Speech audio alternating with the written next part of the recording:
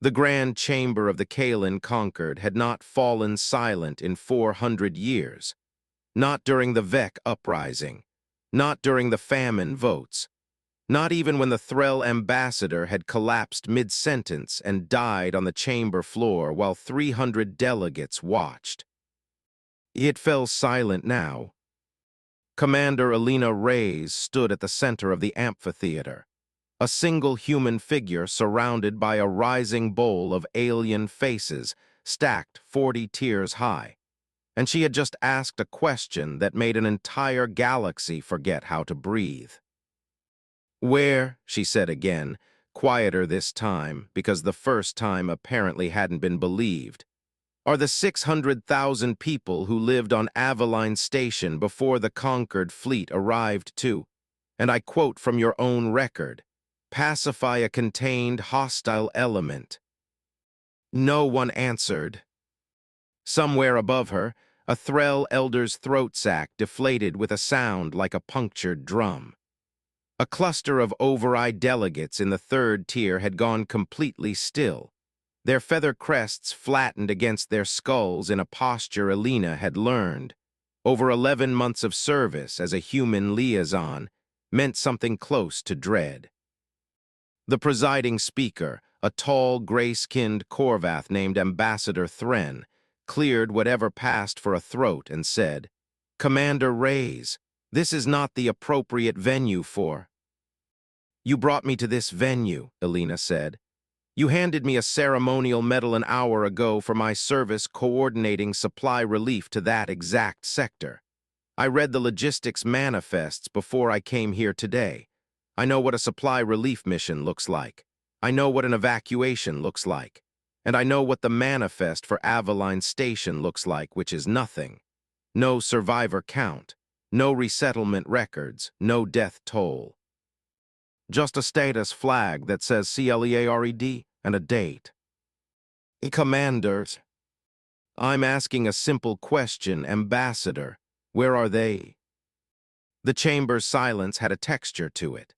Alina would think about that later, more than almost anything else from that day.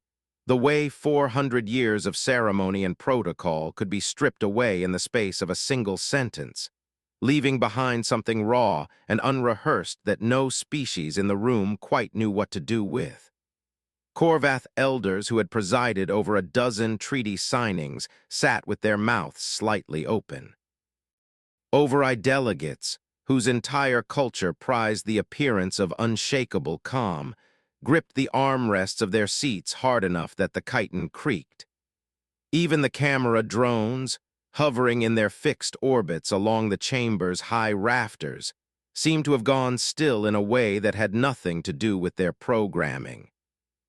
She had rehearsed the question 40 or 50 times in the 2 nights before the ceremony, alone in her quarters, saying it to the mirror, to the dark, to the recycled air of a station that had never once felt like home and had, over 11 months, become the only home she had. She had rehearsed it so many times that by the time she stood at the center of the amphitheater in her formal attaché uniform, metal ribbon already pinned crookedly to her chest by an aide who'd been in too much of a hurry, the words came out steady. Not because she wasn't afraid.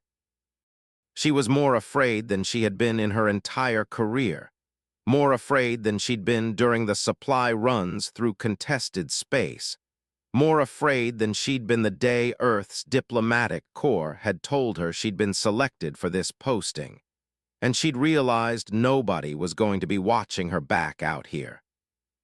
She said it steady because steady was the only version of the truth anyone would believe. 3 days earlier, Alina had not planned on asking anything. She had spent 11 months as the sole permanent human attaché to the Concord's outer logistics division, a posting Earth's fledgling diplomatic corps had accepted specifically because it was unglamorous. No fleets, no treaties, no history books. Just cargo manifests, refugee counts, and the endless tedious business of moving food and medicine to the edges of a galaxy still deciding whether humanity counted as a species worth talking to or a curiosity worth studying. She liked the job mostly. She liked that nobody watched her too closely. Low-profile work bred low-profile trust, and low-profile trust meant people forgot to hide things from you. That was how she'd found the flag. She was cross-referencing resupply routes, a dull, mechanical task, checking which stations had received food shipments against which stations had requested them, when she noticed Aveline Station wasn't on either list. It wasn't requesting supplies. It wasn't receiving supplies. It wasn't flagged as self-sufficient, evacuated, or destroyed. It simply didn't appear the way a word doesn't appear in a book because someone tore out the page. She almost let it go. Bureaucracies lost paperwork. That was universal, apparently, across every species that had ever built one. But then she pulled the sector's fleet mauve. It meant logs, out of nothing more than habit, and found that the Concord's third pacification wing had logged 11 days of sector stabilization activity around Aveline 8 months prior, filed under a classification she'd never seen before. Resolved, no further action required. 11 days, 600,000 registered residents, and then silence filed as resolved. She spent the next 3 nights not sleeping, cross-checking every adjacent record she had clearance for, which was more than the Concord probably realized, because nobody had ever bothered to restrict a human's access to logistics data. Why would they? Humans handled the boring parts. What she found didn't add up to a full picture. It added up to something worse, a shape with the middle cut out of it, and every edge of that missing shape lined up exactly where 600,000 people should have been. She cross-referenced fuel consumption logs against declared fleet movements and found a discrepancy of nearly 11% for the third pacification wing during the exact window of the stabilization activity. Enough unaccounted fuel expenditure to suggest ships had gone somewhere the official record never mentioned. She pulled the station's independent communications relay logs, the ones maintained not by the Concord's central archive, but by a commercial satellite network that had no particular loyalty to any single fleet command, and found that Aveline's public broadcast beacon had gone dark on the 4th day of the 11-day operation, not the 11th, a 4-day gap the official closure report never acknowledged existed. She checked insurance claim filings from 3 independent shipping companies that had listed Aveline as a scheduled stop in the weeks following the operation, all 3 of which had quietly withdrawn their claims within days of filing, a pattern that read, to anyone who'd spent 11 months learning how compensation disputes normally unfolded, less like resolution and more like pressure. None of it on its own proved anything. Fuel logs could be misreported through ordinary error. Communications relays failed for mundane reasons more often than sinister ones. Insurance claims were withdrawn for 100 boring commercial reasons that had nothing to do with conspiracy. But Alina had spent 11 months learning to read the shape formed by a dozen small, individually explainable irregularities clustering around a single event. And she had learned, more than anything else in that quiet, unglamorous posting, that the shape mattered more than any single piece of it. She spent a 4th night, one she hadn't planned on, going back through every human logistics report filed in the sector for the past 2 years, looking for a pattern, because a single missing station could be an anomaly, a clerical failure, a tragedy that was still, technically, an accident. A pattern was something else entirely. She found 2 more candidates, not confirmed. She was careful about that distinction even in the privacy of her own notes, because she had seen what happened to careers built on accusations that didn't hold, but close enough in shape that her stomach turned over reading them. A mining outpost on the edge of Threll space that had gone from an active supply requisition list to complete silence in the span of one fiscal quarter. No evacuation order on file. A research colony in a system she'd never heard of before that week, flagged with the same unfamiliar classification. Resolved, no further action required. 3 stations, 3 silences, 3 populations that existed in the Concord's records right up until the moment they simply didn't. She could have taken it to her superiors at the human mission. She could have quietly requested an internal review through diplomatic channels, filed the right forms, waited the appropriate number of months for the appropriate number of committees to decide the matter merited discussion. She turned that option over in her mind more than once, because it was the safe option, the option that kept her career intact and her name out of any headlines, and because some very quiet, very tired part of her wanted, more than almost anything, to just be a supply officer again, to spend her days worrying about protein rations and cargo manifests, instead of the possibility that entire civilizations had been erased and filed away as paperwork. She thought about that option for exactly one night. Then she thought about the fact that the ceremony honoring her outstanding contribution to sector relief efforts was scheduled for 3 days later, in the Grand Chamber, in front of every delegate the Concord had, with live feeds broadcasting to every member world. She thought, they want to hand me a medal for feeding the survivors of a catastrophe they caused. They want me to smile for the cameras standing on top of it. So she wrote a different kind of speech. The morning of the ceremony, Priya arrived at Alina's quarters an hour earlier than scheduled, carrying the formal attaché uniform freshly pressed and the ceremonial medal ribbon in a small velvet case, chattering nervously about broadcast schedules and seating arrangements in the particular way people talk when they sense something is wrong but can't quite name it. "You've barely touched your breakfast," Priya said, setting the uniform across the back of a chair. "Are you nervous? Everyone's nervous their first time on the main feed. I threw up before my very first briefing, if it helps."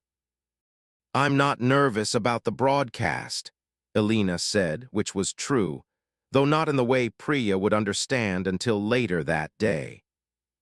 Priya paused, uniform half unfolded in her hands, studying Alina's face with the sharp attentiveness of someone who had spent months learning to read her commander's smallest tells. "You've been strange for 3 days, ever since you pulled that overnight shift on the resupply cross-references. Is something wrong with the Aveline manifests?" Alina looked up at her, and for one long moment considered telling Priya everything: the empty flag, the classification code, the 2 other stations she suspected but couldn't yet prove.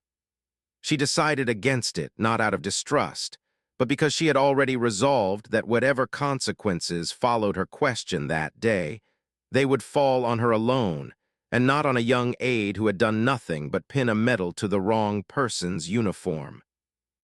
"Nothing you need to worry about," Alina said instead. "Help me with this ribbon. You put it on crooked last time, and I never had the heart to tell you." Priya laughed, some of the tension easing out of her shoulders, and pinned the ribbon with careful, practiced hands while Alina stared past her. At nothing, rehearsing 11 sentences she had already memorized so thoroughly that they had stopped feeling like words and started feeling like something closer to a countdown. Alina Reyes had not always intended to spend her career reading cargo manifests at the edge of known space. She had graduated from Earth's newly formed diplomatic academy in the 3rd cohort ever admitted, back when humanity's presence among the stars was still measured in observers and liaisons rather than full ambassadors, back when every human posted off-world understood without needing to be told twice, that they were being watched as a test case for an entire species. She had wanted, in those early years, exactly the kind of posting the Concords in her circles considered prestigious. A seat on a trade council, a voice in a treaty negotiation, something with her name attached to a moment history would remember. Instead, she had been assigned to outer logistics, a division so far from the Concord's center of gravity that most delegates couldn't have named its administrator if asked. She remembered the sting of that assignment letter, the quiet conversations with classmates who'd been placed in glamorous postings on core worlds, the private, humiliating certainty that she had somehow been judged and found wanting. It had taken her the better part of a year to understand what her supervisor back on Earth, a weathered veteran of humanity's earliest first contact missions named Ambassador Whitfield, had meant when he told her, on the day she shipped out, "The dull postings are where the real power lives, Rays. Nobody bothers to lie to the person moving the boxes." She had thought it was a consolation at the time. She understood now, standing at the center of the grand chamber with every camera in the galaxy pointed at her face, that it might have been the truest thing anyone had ever told her. 11 months into the posting, she had built a quiet, unremarkable reputation as competent, thorough, and entirely uninterested in politics. The kind of officer whose reports were read by exactly the people who needed to read them and no one else. She had made herself, without quite realizing it, invisible in the specific way that let her see everything. It was that invisibility, more than any particular brilliance, that had let her find the flag on Aveline Station in the first place. Nobody had thought to hide it from her, because nobody had ever imagined that the human moving boxes might notice the boxes that weren't there. "Commander Reyes," Ambassador Thren's voice had lost its earlier smoothness. "I would remind you that this ceremony is being broadcast to 11 billion viewers across 43 worlds. I would ask you to consider the gravity of making unfounded accusations in such a forum." "I'm not making an accusation," Alina said. "I'm asking a question. There's a difference, and you know it because you're the one who taught me the difference, Ambassador, in the media training session your office insisted I attend before this exact ceremony. You said, and again I'm quoting, 'A good diplomat never accuses. A good diplomat only asks and lets the silence answer for them.'" A rip. Lo went through the tears, not laughter, something colder. Thren's crest feathers, the Korvath equivalent of a face going pale, drained to a dull gray-white. "You are a logistics officer," he said, and his voice had found a new register now, something sharper, something meant to remind 300 delegates and 11 billion viewers exactly how small her posting was supposed to be. "You coordinate cargo manifests.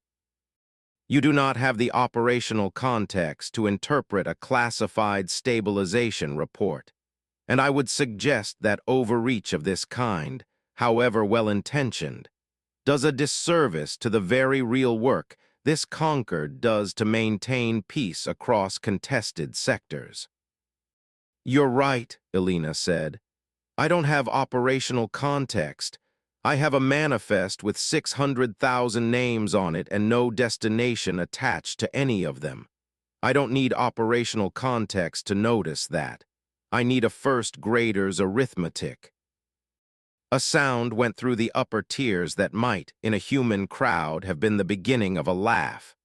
Among the overi, she would learn later, it was something closer to a collective intake of breath. The sound 600 delegates make when someone says the thing everyone was thinking and no one dared to. "This is not the forum," Thren began again. "You keep saying that." Alina turned to face him directly for the first time, and something in her stance shifted. the careful diplomatic posture dropping away into something plainer, more exhausted, more human. You told me in the training session that the Grand Chamber exists specifically so that no single delegation can bury an inconvenient truth in a closed session. You called it, and I wrote this down because it struck me as a nice piece of writing, the one room in the galaxy where silence has consequences. I'm just testing whether that was true. I don't actually need you to answer today, Alina continued, and she turned now slowly, taking in the whole bowl of the chamber, every tier, every species, every camera drone hovering patient and red-eyed in the rafters. I need the 600,000 families on 43 worlds who are watching this broadcast right now, wondering if their own stations are next on a list nobody's supposed to see, to know that the question has been asked. Officially, on the record, in this chamber, that's all. I'm not a soldier, I'm not a prosecutor, I coordinate supply shipments, but even I know how to read an empty manifest. She let that sit for 3 full seconds, long enough. She'd calculated the night before, to register as deliberate rather than nervous. So again, where are they? It was the override delegate who broke first, which surprised everyone, because the override were famous across a dozen systems for saying as little as possible for as long as possible. Their entire diplomatic tradition was built on patience measured in years, not minutes. Delegate Sorana Vey rose from her seat in the third tier, feather crest trembling, 4 of her 6 eyes fixed on Alina and the other 2 fixed, unmistakably, on Ambassador Thren. I withdraw my endorsement of the Third Wing's operational report, she said. Her translated voice carried a static hum of something that might have been fear, might have been relief. I signed it 8 months ago on the assurance that Aveline's population had been fully evacuated prior to the stabilization action. I was told the 600,000 residents were resettled across 3 refugee processing worlds. I have never seen the resettlement records. I requested them last week, after this human ceremony was scheduled, because I wanted to include the resettlement success as a footnote in a report of my own. I was told the records were sealed under a security classification I do not hold clearance for. She turned to face the tears now instead of Alina, and something in her posture straightened, the way a spine straightens right before it refuses to bend anymore. I do not know where 600,000 people are. I signed a document that told me they were safe. I would like to know now whether I signed a lie. The chamber, which had been silent in shock a moment before, was now silent in something closer to collapse. For a long moment, nothing moved. Then, from the 5th tier, a Korvath delegate Alina did not recognize, an older male with dulled plumage, and a voice that carried the flat, careful cadence of someone who had spent decades saying exactly as little as necessary, rose to his feet. Delegate Han Ossick, Trade Oversight, he said, for the record, though every camera drone in the chamber already knew exactly who he was.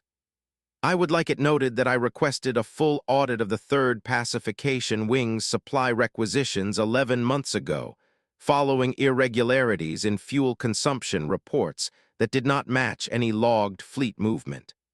My request was denied at the committee level, on the grounds that the matter fell outside trade oversights. Jurisdiction, he paused. I did not push the matter further.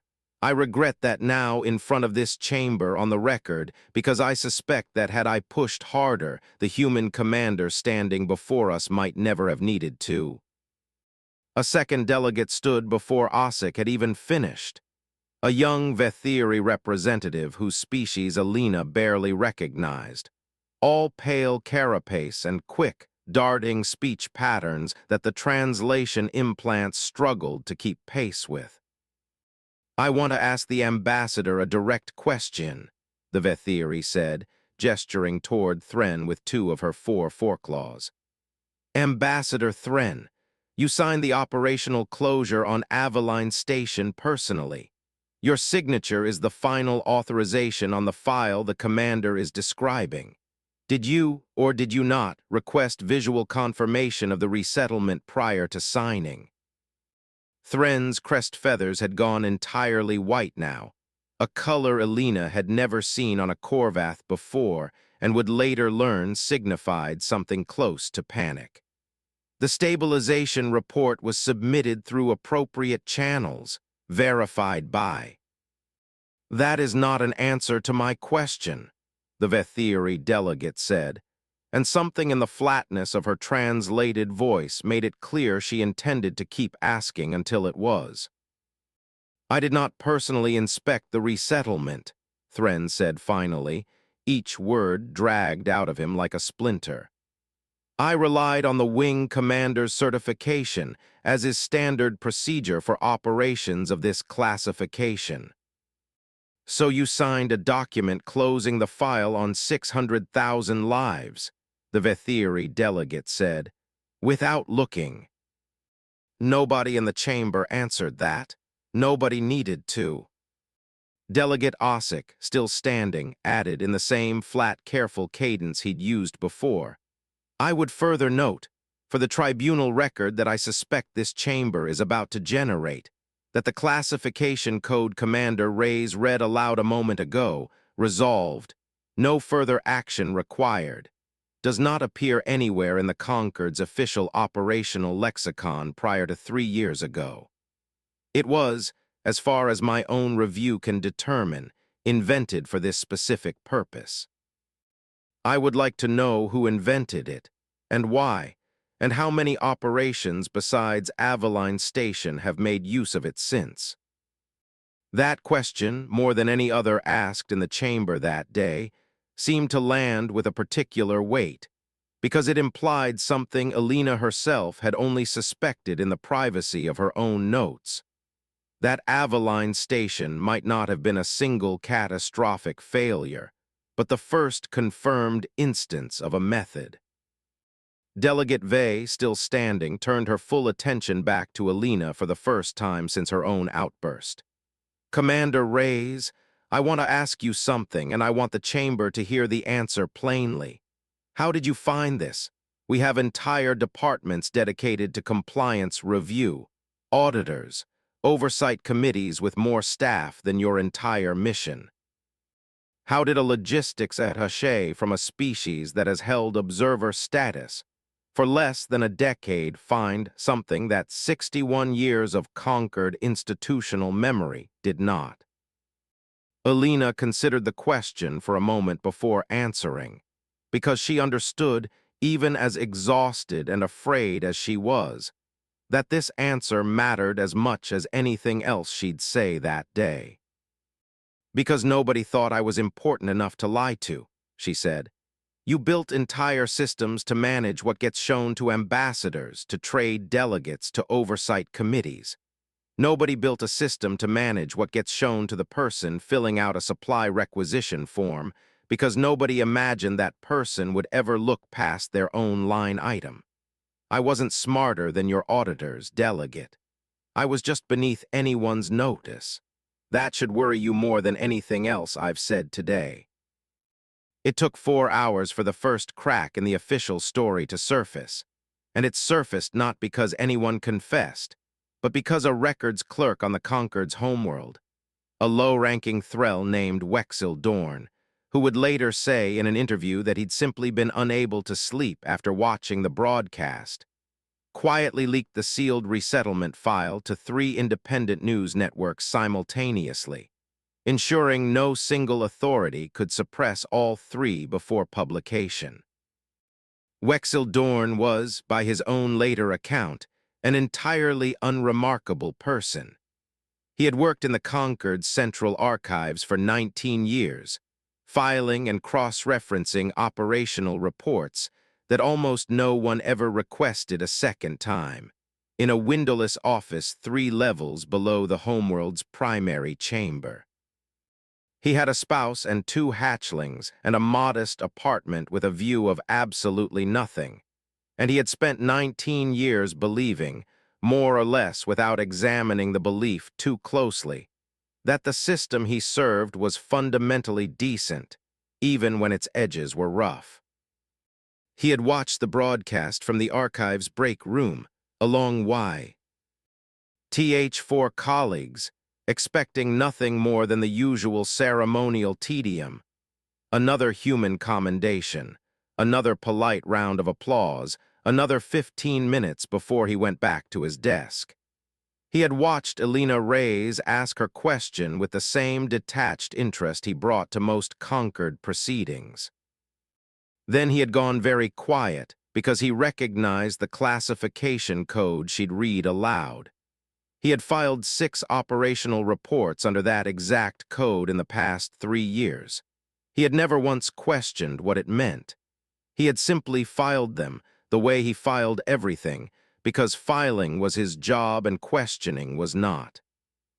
He did not sleep that night. He told the news networks later that he kept returning to a single specific memory, his older hatchling, 4 years old, asking him once what he did at work, and him answering without thinking, "I make sure nothing important gets lost." He had believed that was true. Sitting awake at 3 in the morning with the sealed Avaline file open on his terminal, he had understood, for the first time in 19 years, that he had spent his entire career doing the opposite. He sent the file to 3 networks at once, from an anonymous relay at 4:12 in the morning by the homeworld's local clock, and then he went to work as normal, filed 3 more reports, and said nothing to anyone, because he had also understood with the same sudden clarity that admitting what he'd done would end not just his career, but very possibly his freedom. He was identified 9 days later, not because he'd made a mistake, but because he walked into the tribunal proceedings of his own accord and told them exactly what he'd done and why. He would spend the following months as, by turns, a celebrated whistleblower and a prosecuted leaker of classified material, depending on which committee happened to be reviewing his case that week. It would be 2 years before the Concord's reformed transparency statutes formally protected people who did what he had done, and by then it no longer mattered to him whether the law caught up, because his hatchling had asked him, the week after the broadcast, whether he was in trouble, and he had been able to answer, for the first time honestly, "No, I finally did my job." The file was 11 pages long. It listed a resettlement operation in exhaustive bureaucratic detail for 600,000 residents of Avaline Station. Names, processing dates, destination worlds. It also listed, in a final summary line that Wexel Dorn said afterward he'd read 4 times before he believed it, that the entire operation existed only on paper. No transport ships had been dispatched. No refugee processing centers on the 3 named worlds had ever received arrivals matching Avaline's population. The 11 pages were not a record of what had happened. They were a record of what someone had wanted it to look like had happened. The real operational log, buried 9 folders deep under a classification that even Delegate Vey hadn't held clearance for, told a different story. One, the 3rd Pacification Wing's commanding officer would spend the next 11 months in a Concord tribunal trying to explain, and largely failing to. Avaline Station had never been evacuated at all. Elena did not learn any of this until 2 days later, sitting in a borrowed office at the Human Mission, watching the tribunal announcement on a public feed with the volume too loud, because her hands wouldn't stop shaking long enough to find the remote. In those first 48 hours, before the tribunal was even formally convened, the broadcast of Elena's question had already traveled further and faster than any diplomatic proceeding in the Concord's recorded history. It reached the core worlds within minutes, translated automatically into over 200 languages by systems that had never been asked to carry a single human sentence with such urgency before. It reached the outer colonies within hours, where entire communities gathered around public terminals to watch a recording that, by the third day, had already been viewed more times than the Concord's own founding ceremony. What struck the analysts afterward, the ones who studied the phenomenon for months in journals Alina never had the patience to read, was not simply that people were angry, though they were, in numbers, and with an intensity that surprised even the species who had built the Concorde. It was that the reaction cut across every political and cultural divide the Concorde's 400 years of internal diplomacy had painstakingly maintained. Overeye elders who had never in their lives publicly criticized a Korvath initiative found themselves doing exactly that, on record within days. Threll trade unions that had spent a century locked in bitter disputes with Vethiri merchant houses found, briefly, a single point of unlikely agreement, that whatever else divided them, none of them wanted to live under a system that could Isle 600,000 lives away, as resolved and expect no one to notice. Two more names surfaced in the days that followed, exactly as Alina had feared they might when she cross-referenced the pattern during her fourth sleepless night before the ceremony. The mining outpost at the edge of Threll's space turned out to have been the site of an unauthorized resource seizure that had gone catastrophically wrong. Its population's fate still, months later, only partially reconstructed from fragmentary logs, and the testimony of 3 surviving overseers who had fled the scene rather than participate further. The research colony, smaller than Aveline by a wide margin, yielded a slightly less terrible answer. Its population had in fact been evacuated, if hastily and without proper documentation, to a temporary camp that had simply never been formally registered. A bureaucratic near-miss that nonetheless cost the officer responsible his commission for the sheer negligence of leaving 11,000 people undocumented and unaccounted for in Concord records for the better part of a year. Neither outcome brought anyone comfort exactly. But both investigations, launched only because Alina had refused to let the pattern stay buried, gave families answers they would otherwise never have received, and gave the Concord's newly energized oversight committees the leverage they needed to demand the sweeping records audit that followed. An audit that would, over the subsequent 18 months, uncover 11 more discrepancies across the Concord's territory, none as severe as Aveline, all of them smaller failures of the same fundamental kind. Systems built to move quickly trusted too completely, and nobody positioned to ask the simple, unglamorous question of where the people actually were. She had expected consequences for the speech. She had expected censure, possibly recall to Earth, possibly the quiet, permanent kind of diplomatic exile where a person's career simply stops progressing and nobody ever tells them why. She had written the speech anyway because some things mattered more than a career, and because she had genuinely believed, still believed, that the worst outcome of asking the question was that nothing would change and she would lose her job for nothing. She had not expected to be right. She had not expected an entire records clerk's conscience to break open 3,000 light years away because of 11 sentences she'd said into a chamber full of cameras. Her console chimed. A message, routed through channels she didn't recognize, from an address that resolved, after a moment, to Delegate Sorena Vey's personal office. Commander Reyes, I do not know if "thank you" translates correctly across our species, so I will simply say what is true. I have served on this Concorde for 61 years.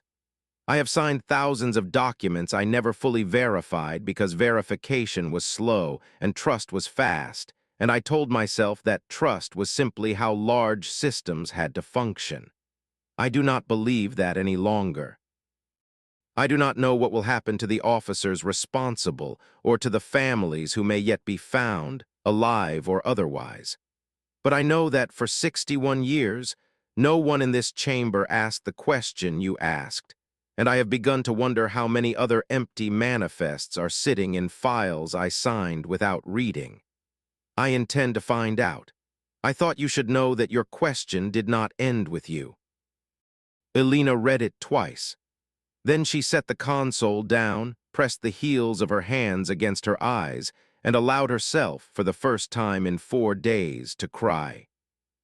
In the days between the broadcast and the leak, before anyone knew how the story would end, Elena did not feel like a hero. She felt mostly like someone waiting for a verdict she couldn't predict. She ate meals she didn't taste. She reread her own service file 3 times, half convinced she'd find a recall order buried in it already, backdated, waiting to be enacted the moment some committee decided she'd become inconvenient. Her aide, a nervous young attaché named Priya Okonkwo, who had pinned the crooked metal ribbon to her uniform that morning, found her in the mission's small kitchen at 2 in the morning, staring at a cup of tea that had gone cold an hour earlier. "You didn't have to do it," Priya said, not accusing, just quiet. "I know. They could still recall you, erase the whole thing from the human mission's record. Say it never happened, that you misspoke, that you were overworked and tired and made an error in judgment." "I know that too." Priya sat down across from her. "Then why?"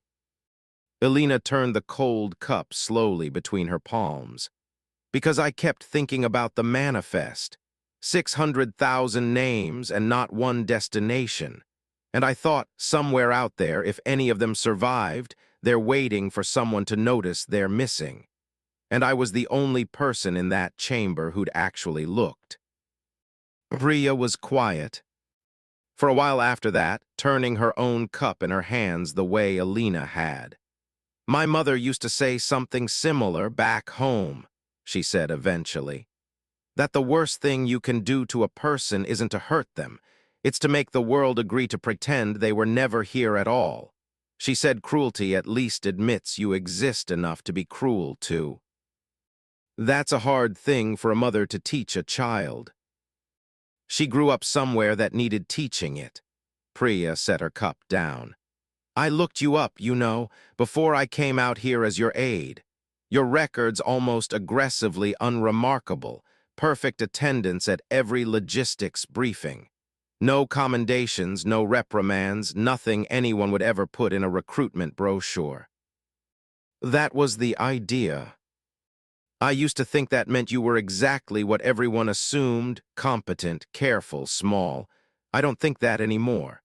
Priya smiled, tired and a little sad. "I think you were just waiting for something worth being loud about." 3 days after that conversation, a message arrived from Earth that Elena had been half expecting and half dreading in equal measure. A personal transmission from Ambassador Whitfield, the man who had sent her out to outer logistics in the first place, back when she'd believed the posting was a quiet punishment rather than the education of her life. She watched it alone, in her own quarters this time, and Whitfield's face on the screen looked older than she remembered. The way faces of people from home always seemed to age faster in memory than in reality. "Commander Reyes," he said, and there was something almost formal in the way he said her rank, a deliberate weight she recognized from every serious conversation they'd ever had. "I've watched the broadcast 11 times now, which is 11 more times than I've watched any diplomatic proceeding in 40 years of service. I want you to know that when I sent you out to that posting, I told you the dull assignments were where the real power lived. I believed that. I did not, I confess, believe it quite as literally as you've now proven it to be." He paused, and for a moment Elena thought the message might end there, a simple acknowledgement and nothing more. It didn't. There will be people back home who tell you that you've put humanity's entire diplomatic standing at risk, that questioning a body as old and as powerful as the conquered, publicly, without authorization, was reckless beyond excuse. Some of them outrank me. I want you to hear from someone who does that I disagree entirely. 400 years, Commander. 400 years of species older and more powerful than us, and not one of them asked the question you asked, in the one room built specifically to make such questions possible. I have spent my entire career hoping humanity would be remembered for something more than our own survival. You may have just given us exactly that, whether the survival of my own career is a fair trade for it or not, and for the record, I've decided it is. He signed off without waiting for a reply, which Alina understood, even through the transmission delay, to be its own kind of gift. He hadn't wanted her to feel obligated to reassure him. She sat with the recording for a long time afterward, replaying the last few seconds twice more than she needed to, and found herself thinking of the letter she'd received 4 years earlier informing her of her assignment to outer logistics, the sting of it, the private conviction that she'd been judged and found wanting. She understood now that Whitfield had not been offering her a consolation at all. He had been handing her, without either of them quite realizing it at the time, the one posting in the entire Concord quiet enough, unwatched enough, for someone to eventually notice what everyone else had been trained to overlook. She did not know whether to be grateful to him or simply grateful for the accident of it, and decided in the end that it did not particularly matter which.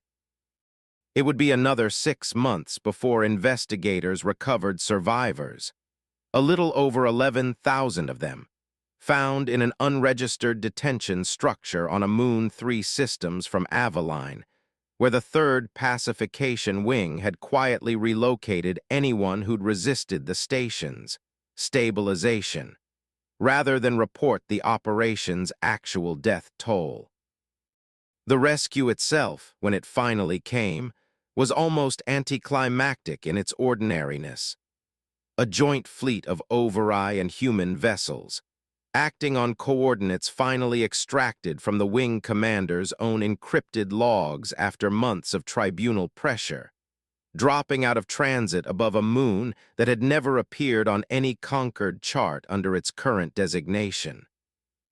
The detention structure had been built to look, from orbit, like an ordinary mining processing facility, complete with false shipment manifests that had, for 8 months, fooled exactly the kind of casual audit Alina herself once performed for a living.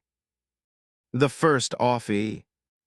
Sir through the airlock was a young Overi lieutenant named Kessa Drawn, who would later tell investigators that the thing she remembered most clearly was not the condition of the survivors, though that condition was bad enough to end 3 careers and 1 commanding officer's life by his own hand within the month.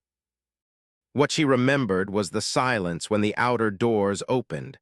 11,000 people who had spent 8 months assuming that no rescue was coming, because no rescue had come, because as far as the rest of the galaxy was concerned, they did not exist. It took nearly 4 minutes, she said, before anyone inside believed the fleet insignia on her uniform was real and not some cruelty dressed up as hope. The medical teams that followed found conditions that would later be described, in the tribunal's clinical language, as deliberately sustained at a threshold below documentable crisis. Enough food to keep 11,000 people alive, never quite enough to keep them healthy. Enough space to avoid the kind of overcrowding that might trigger an automatic Concord welfare inspection. Never enough to avoid the slow, grinding deterioration of morale and body alike that 8 months of captivity without explanation could produce. It was, several investigators noted afterward with a kind of horrified admiration for the sheer calculation involved, a system built not to kill quickly, but to survive an audit indefinitely, right up until the moment an audit finally came. Lieutenant Adran would later testify that the survivors' first request, almost universally, before food, before medical attention, before anything else, was simply to send word to someone outside that they were still alive. Many of them had spent the 8 months certain that even their own families had been told they were dead, resettled elsewhere, or never mentioned again at all. A small, specific cruelty that had not been part of any official plan, merely the natural consequence of a falsified resettlement file that required, for its own consistency, that no one ever learn the truth. Elena was not present for the rescue. She learned about it the same way most of the galaxy did, through a public broadcast that interrupted her afternoon shift at the human mission. And she would say later that she had to sit down twice before she finished watching the footage, because some part of her had genuinely not expected to be right, had built, without quite admitting it to herself, a private fallback belief that the missing population had simply died quickly, cleanly, in some single catastrophic event, rather than been kept alive for 8 months, in conditions deliberately designed to stay just short of a number anyone would be forced to report. She flew out to the moon 3 weeks later, once the initial medical evacuation had stabilized enough survivors to permit visitors, not as an official envoy, but because Delegate Vey had personally requested her presence, and because Elena found, when the invitation arrived, that she could not make herself refuse it. She met an elderly woman there named Myra Kostash, one of the original residents of Aveline Station, who had spent the 8 months of detention keeping a private, handwritten record of every name she could remember from the station's population registry, on the theory that someone eventually would need it. When Elena introduced herself, Myra studied her for a long moment and then said simply, "You're the one who asked." "Yes." We didn't know anyone had. We assumed, after the first month, that we'd simply stopped existing as far as anyone else was concerned. Myra held up a worn data slate, its surface scratched from months of handling. "I kept this because I thought if we ever got out, somebody would need proof we'd been real. I didn't think the proof would come from the outside first."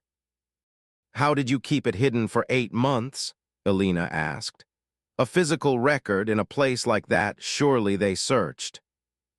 "They searched everything," Myra said, and something flickered across her face that Elena recognized, having seen it in her own mirror during the longest nights of her investigation, as the particular exhaustion of someone who had spent months making 100 small, exacting decisions under threat of discovery.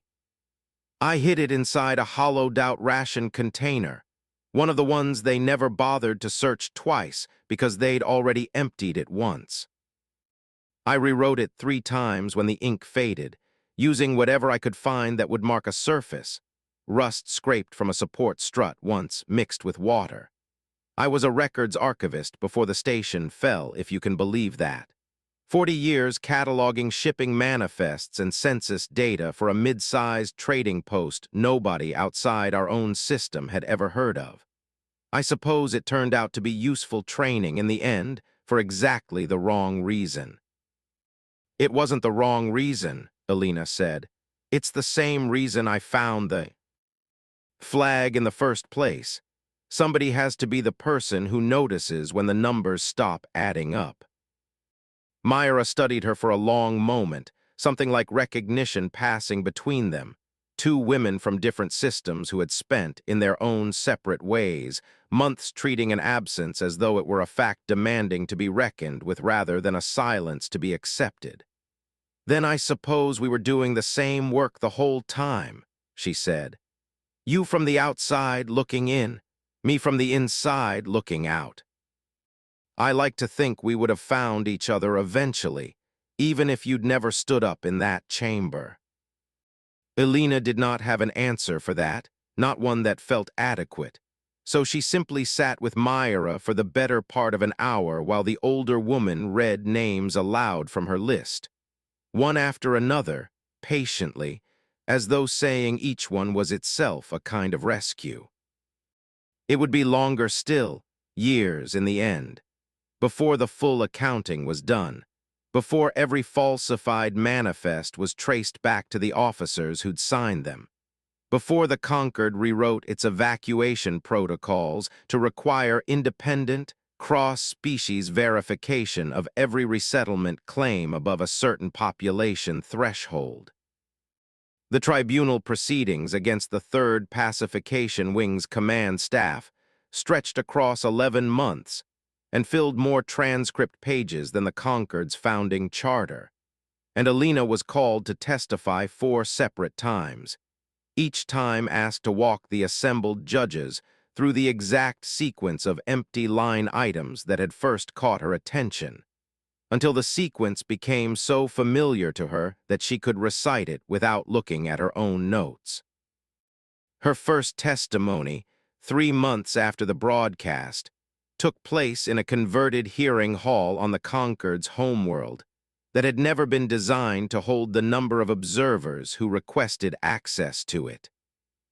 She remembered more than the questions themselves, the particular quality of the room's silence while she spoke, not the collapsed, shocked silence of the grand chamber on the day of the ceremony, but something more deliberate, more attentive, the silence of people determined not to miss a single word that might later matter. The lead tribunal judge, an elderly Korvath jurist named Vesa Oren, who had presided over some of the Concord's most consequential rulings for over 3 decades, opened by asking Alina a question that surprised her with its bluntness. Commander Reyes, in your professional judgment, as someone who reviews logistics documentation for a living, is it plausible that the falsification of the Aveline resettlement file could have occurred without the knowledge of anyone above the rank of the Wing's records officer? No, Alina said without hesitation, because she had turned the question over in her own mind 100 times in the months since the broadcast and arrived, each time at the same answer. A falsification of this scale requires coordination across supply requisitions, transport logs, and destination registries maintained by at least 3 separate departments. A single records officer could alter one file. They could not alter all of them consistently enough to survive even a cursory audit, let alone 8 months of silence, without either direct assistance from those departments or a deliberate decision by someone with the authority to instruct those departments not to look too closely. And in your assessment, did such a decision occur? I can't testify to what happened in rooms I wasn't in, Your Honor. I can testify that the paperwork tells a story that requires more than one person's silence to hold together, and I can testify that nobody in any of those departments came forward until a records clerk did it for them. The Wing Commander's Defense Counsel, a sharp-tongued Vethiri litigator named Chorus Fane, spent the better part of an hour attempting to establish that Alina's discovery had been, in his words, a fortunate accident stemming from a junior officer exceeding her clearance and her competence in equal measure.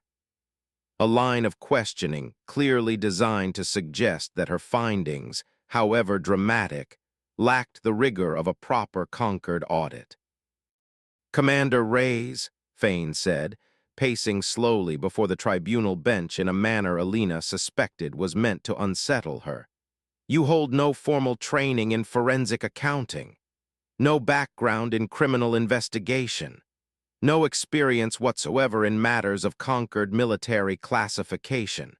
Is it not true that your entire case rests on nothing more than an absence, the absence of certain entries in certain logs, rather than any positive evidence of wrongdoing? That's true, Alina said. It's also true that 600,000 people are an absence too, counselor. I didn't need a forensic accounting background to notice that a population doesn't disappear from every record simultaneously unless someone made a deliberate decision to erase it. I needed exactly the training I actually have. 11 months of reading manifests closely enough to know what a real one looks like. A ripple of something that might, in a human courtroom, have been suppressed laughter went through the observer gallery. Judge Oren did not smile, but she made a note, unhurried, on the tablet before her, and Alina would learn much later that the note read simply, "Witness credibility. Exceptional." Fane tried a different angle.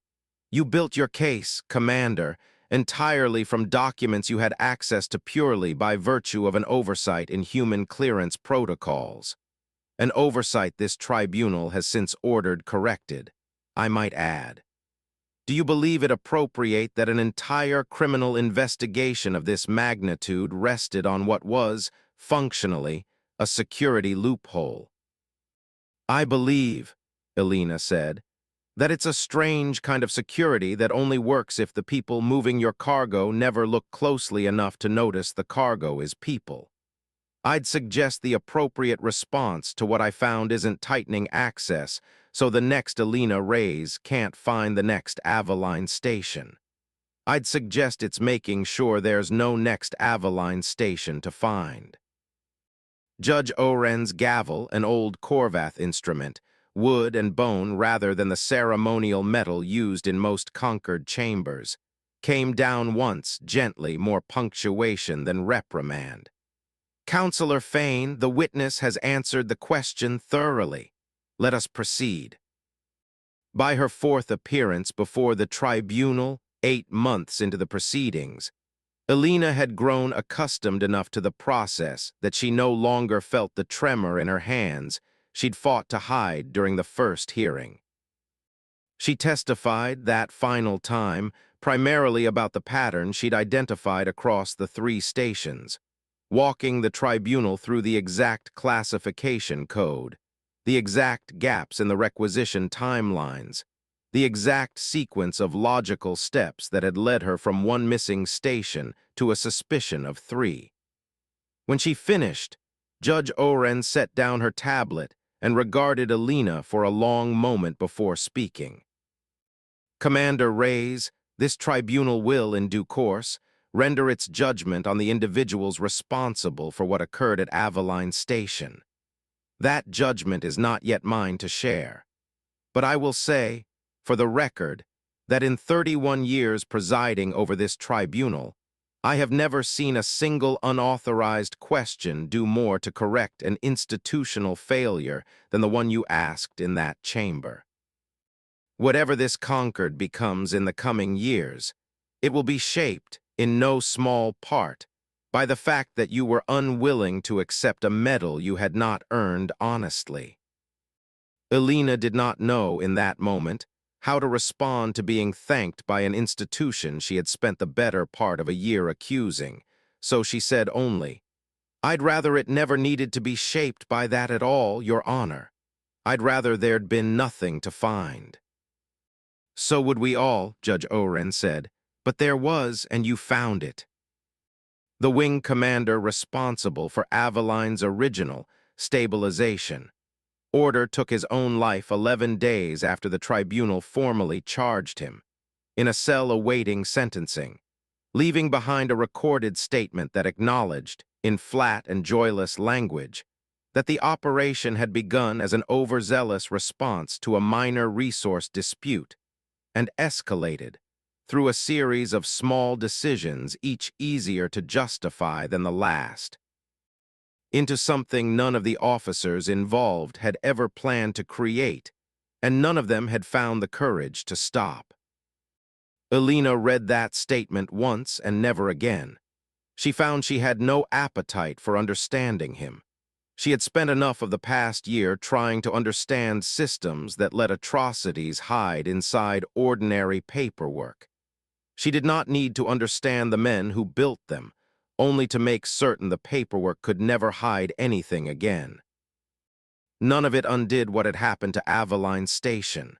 Elena knew that. She had never believed a question could undo an atrocity.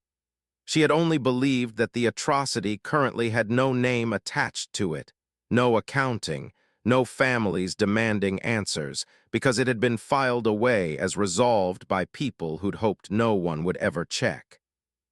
Well, she had checked. Ambassador Thren was removed from his post within the month, though the tribunal's final report would stop short of proving he'd known the resettlement file was fraudulent, only that he'd never once, in 8 months, asked to see the proof. Elena thought about that distinction often afterward. Not knowing wasn't innocence. Sometimes not knowing was just the comfortable version of complicity. She was offered, eventually, a formal commendation from the newly reconstituted Concord Oversight Committee. The actual kind this time, not a ceremony designed to make an inconvenient success story disappear into applause. She turned it down, politely, and asked instead that the funds allocated for the ceremony be redirected to Ide, entifying the remaining unaccounted-for residents of Aveline Station. She still worked logistics. She still moved food and medicine to the edges of the galaxy, in a job most species considered too dull for their most talented diplomats. But now, when a manifest came across her desk with an empty space where 600,000 names should have been, every clerk on 43 worlds knew her name, and knew what happened when someone finally asked where the silence had come from. A year to the day after the ceremony, Elena returned to the Grand Chamber for the first time since the tribunal proceedings had concluded, invited not as a witness this time, but as an observer to the formal ratification of the Concord's new verification protocols. The sweeping reforms that had grown, slowly, and through 18 months of committee work, she'd had no direct hand in beyond the initial spark.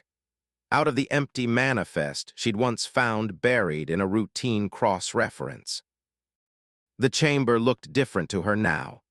The tiers were the same, the camera drones hung in the same fixed orbits, but she found she no longer felt the crushing, airless weight she remembered from a year before.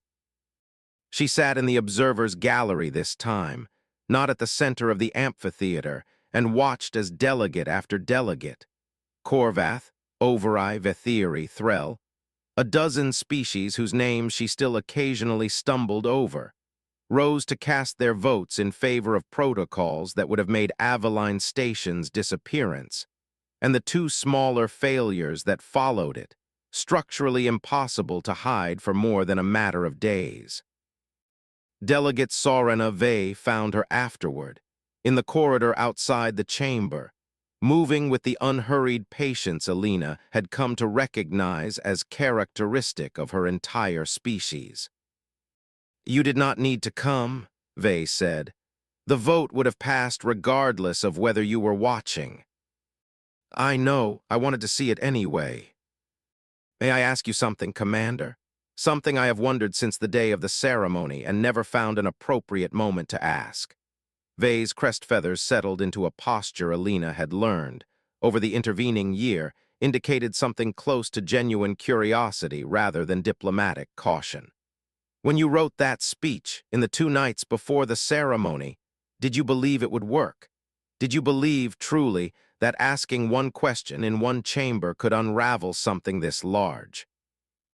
Elena considered the question honestly before answering. The way she'd learned, over a year of testimony and tribunals and difficult conversations, that Vey's questions generally deserved to be considered. "No," she said finally. "I thought most likely that I would ask the question, that Ambassador Thren would deflect it smoothly, that the broadcast would move on to some other story within a day, and that I would be quietly recalled to Earth within the month for conduct unbecoming an attaché. I wrote the speech anyway because I decided that outcome was still better than saying nothing at all. I never expected Wexil Dorn. I never expected you to stand up in that third tier. I never expected any of it to actually work.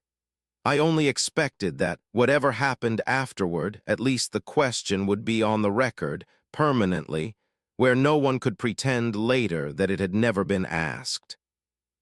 And if it had failed the way you expected, if you had simply been recalled and the question buried along with you, then at least 600,000 families would have known that someone, somewhere, had noticed they were missing.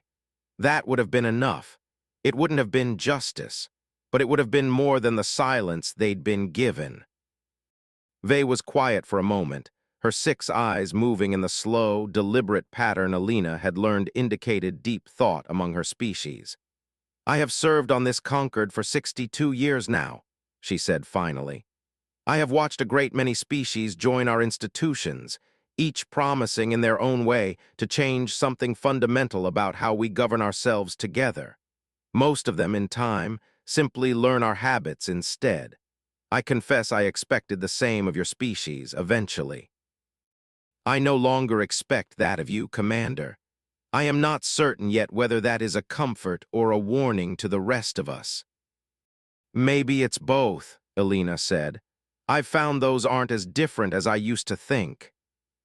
She left the homeworld 2 days later, back to the quiet, unglamorous work of coordinating supply relief across a sector that had, in the past year, grown considerably more careful about what it chose to file as resolved.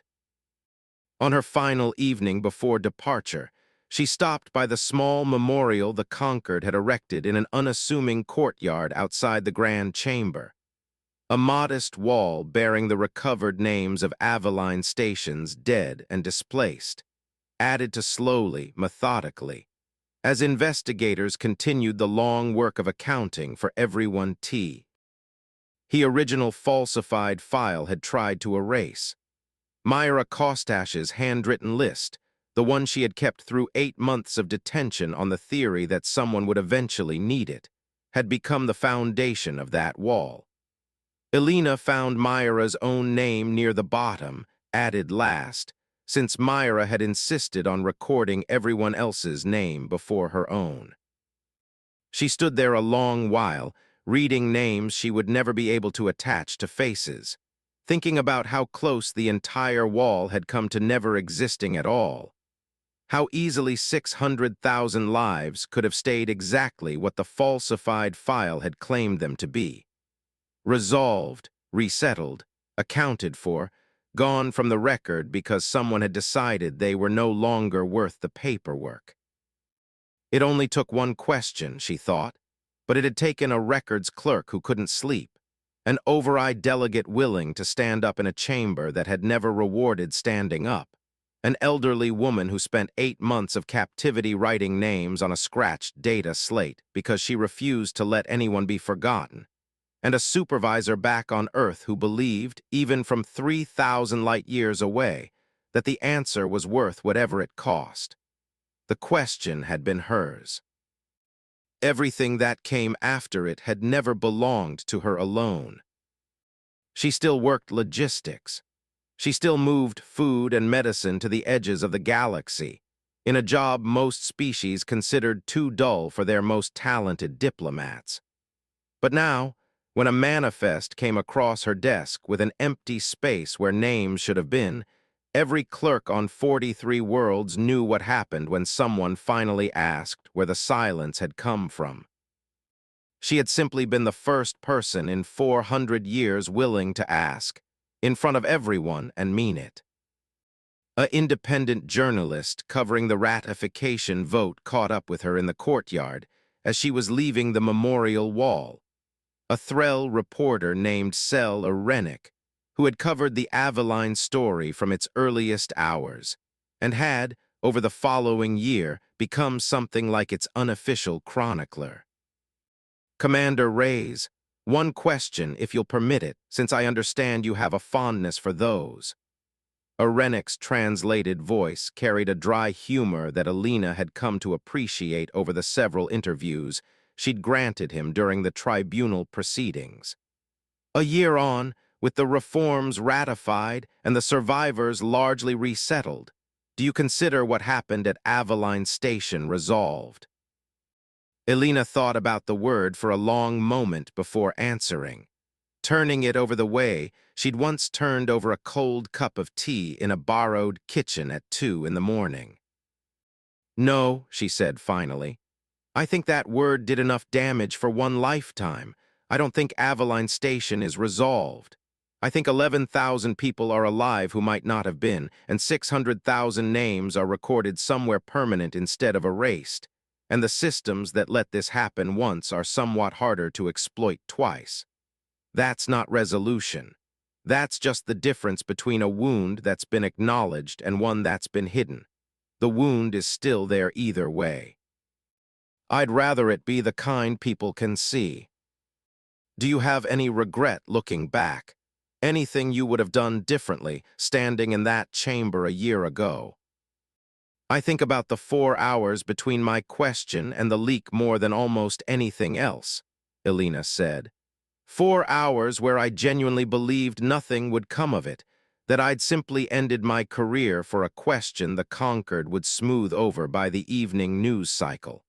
I regret how close it came to being exactly that, not because I'd have made a different choice. Because it means the difference between silence winning and silence losing came down to one clerk's conscience on one particular night. And I don't think a galaxy should ever have to depend on that kind of luck to notice when 600,000 people go missing. And if you had to give advice, Orenik said, to the next person who finds an empty manifest and has to decide whether asking the question is worth what it might cost them. Elena considered the question longer than any other he'd asked her that day. I'd tell them the cost is real, she said finally. I lost 11 months of a career I'd built carefully, and very nearly lost the rest of it besides, in the 4 hours before anyone believed me.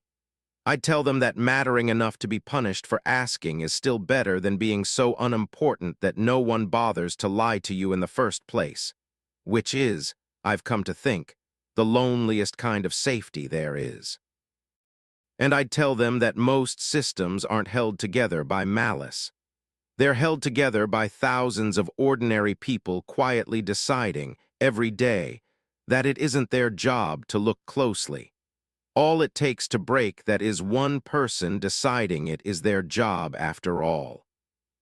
Orenik thanked her and let her go, and Elena walked the rest the way to the transport dock alone, the courtyard's memorial wall receding behind her, 600,000 names catching the pale light of the homeworld's afternoon sun.